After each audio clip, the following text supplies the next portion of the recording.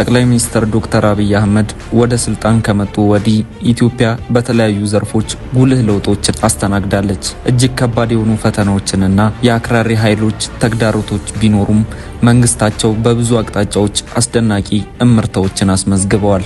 በሺዎች የሚቆጠሩ የፖለቲካ እስረኞች እንዲፈቱና የፕሬስ ነጻነት እንዲሳተፉ መደረጉ እንዲሁም የተከለከሉ የፖለቲካ ድርጅቶች ወደ ሀገር እንዲመለሱ መጋበዛቸው ከፍተኛ የለውጥ ጊዜን ማምጣቱን ያሳያል።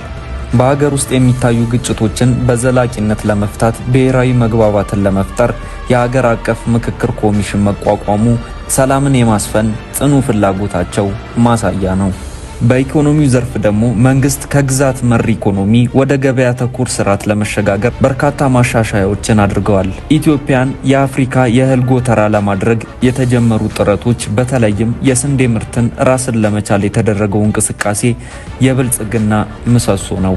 በሀገር አቀፍ ደረጃ በርካታ የመሰረተ ልማት ፕሮጀክቶች እንደ መንገዶች፣ የኢንዱስትሪ ፓርኮችና ሌሎችም በብዛት ተገንብተዋል። እነዚህም የኢኮኖሚ እድገትን ለማፍጠን ወሳኝ ምሰሶች ናቸው። ጠቅላይ ሚኒስትር አብይ አህመድ ወደ ስልጣን ከመጡ ጊዜ ጀምሮ በሀገር ውስጥ የጎሳ ግጭቶች፣ የጸጥታ ችግሮችና የአክራሪ ኃይሎች እንቅስቃሴዎች የሰላም ልማት ጉዞውን ሲፈታተኑ ቆይተዋል። የትግራይ ግጭትና በመላ ሀገሪቱ የተከሰቱ የጎሳና የሃይማኖት ግጭቶች ከፍተኛ ፈተና ሆነውባቸዋል። የአክራሪ ኃይሎች የፖለቲካ ሽኩቻዎችን በመጠቀም ሀገርን ለማተራመስ የሚያደርጉት ጥረትም የሀገሪቱን አንድነትና ሰላም የሚፈታተን ሾህ ነበር።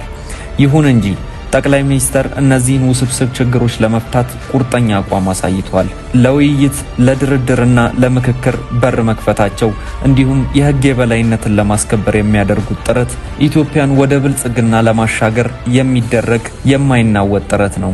በአጠቃላይ የዶክተር አብይ አህመድ መንግስት ስኬቶች በሁሉም ዘርፎች የሚታይና የሚደነቁ ናቸው። የአክራሪ ኃይሎች ተግዳሮቶች፣ ፈተናዎች ቢኖሩም የብልጽግና ጉዞ የማይቀለበስ መሆኑን በተግባር እያረጋገጡ ይገኛሉ።